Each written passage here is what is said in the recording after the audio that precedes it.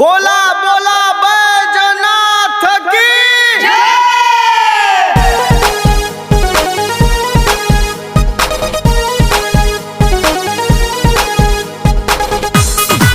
Mix by Pankaj परवाना।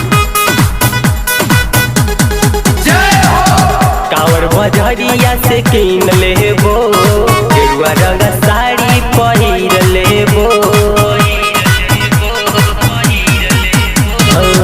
कांवर बजरिया से किन लेबो, गेरुआ रंग साड़ी पहिर लेबो। चलब बाबा धाम नाही रहिया भुलइबा हो, बाबा धाम जइबा हो। धके अपना कांधे पकवरिया लेके भोला बाबा बोला त जाइबो, भोला के जला चढ़ाइबो।